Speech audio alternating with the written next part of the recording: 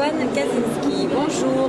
Bonjour. Donc vous êtes de la société Quizbox et c'est une société qui propose donc des boîtiers de vote interactifs entre autres. Voilà, alors expliquez-nous un petit peu en quoi consistent ces boîtiers de vote. Ces boîtiers de vote, ils ont été créés par la société Next Media en 2001. Donc on a notre propre équipe de développeurs. C'est donc le logiciel est 100% français, on maîtrise tous les développements. C'est ce qui fait de nous aujourd'hui les leaders du marché. Parce qu'on propose un logiciel simple et on écoute beaucoup nos utilisateurs. Très bien. Et donc vous êtes implanté essentiellement sur le supérieur, vous me disiez, la formation continue. Côté éducation, on est très présent dans le monde supérieur avec les facultés, les écoles d'infirmières. J'ai commencé une histoire fabuleuse. J'ai commencé à présenter à une école d'infirmières Quizbox et depuis là on équipe plus de la moitié des écoles d'infirmières de France, les écoles aides-soignants, sans oublier les BTS, les IUT. Donc les écoles paramédicales, kinés et toutes les facs possibles, écoles de commerce aussi. Donc ça c'est plutôt ma partie éducation. Mais Quizbox est surtout présent aussi dans le monde des entreprises, des centres de formation.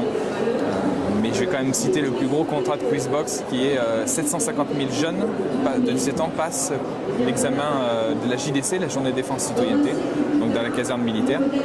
750 000 donc passent chaque année avec les boîtiers Quizbox l'examen de français. Donc comment on l'utilise concrètement dans, par exemple, une école d'infirmière quelle est la plus-value du produit? Il est très simple à utiliser, le questionnaire se fait entièrement avec PowerPoint, donc tout le monde connaît PowerPoint. On peut reprendre ses anciens cours, on peut créer un nouveau PowerPoint. Nous on a un onglet qui est directement intégré dans PowerPoint, c'est très simple, en moins de 2 clics on peut transformer une diapo en question. D'accord, donc en fait il y a une présentation qui est faite sur PowerPoint, des questions dessus et chaque étudiant va venir répondre avec son boîtier. Donc l'avantage c'est qu'il n'y a pas besoin de Wi-Fi, il n'y a pas de distraction possible, tous les regards sont tournés vers l'enseignant et sa question. Donc tout le groupe va réfléchir ensemble, donc c'est vrai que c'est la pédagogie du questionnement finalement, on pose une question, les gens réfléchissent, on les rend acteurs de la formation, donc tout de suite le pic d'attention remonte. Donc il y a plusieurs techniques pédagogiques, soit on peut poser ces questions en début de cours, voir ce qui a été vu la veille, voir ce qui est retenu après la nuit. On peut avoir quelques diapos de cours et puis de temps en temps poser une question, comme ça les étudiants ne s'attendent pas à la question, donc ils sont toujours, encore une fois, ce seuil d'attention est maintenu. Ou alors à la fin du cours, pour voir si sa transmission de connaissances est bien passée. Alors c'est vrai qu'aujourd'hui, on parle beaucoup des smartphones. Oui. Donc est-ce que vous n'avez pas peur que les smartphones gagnent du marché? Il y a eu un élan il y a quelques années sur la tablette, mais là, sur le salon de l'éducation, je rencontre beaucoup d'enseignants qui recherchent des solutions où on n'a pas besoin de Wi-Fi, pas besoin du smartphone, pas besoin de la tablette.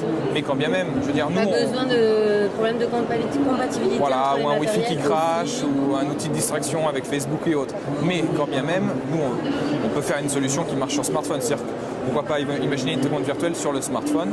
Dans ce cas-là, ce serait une solution hybride, couplée avec d'autres boîtiers dans la salle, mais les regards sont quand même... tout est embarqué dans la question et vidéoprojecteur avec l'enseignant. Et c'est très léger, très petit. Voilà, c'est la taille d'une carte de crédit.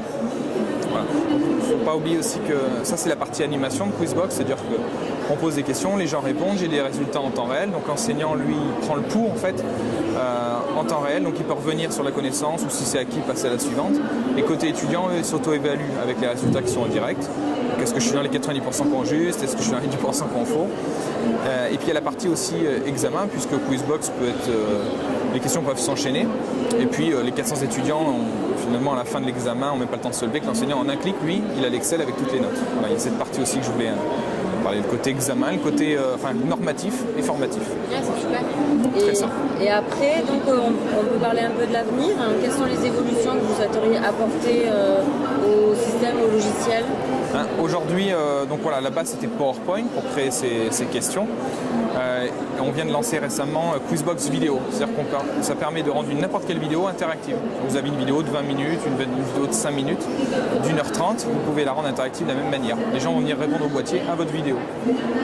C'est le même principe de pédagogie, mais avec une vidéo derrière. Très bien, on a toutes les infos utiles. Peut-être un site internet où on peut vous retrouver? Voilà, vous pouvez nous retrouver sur quizbox.com.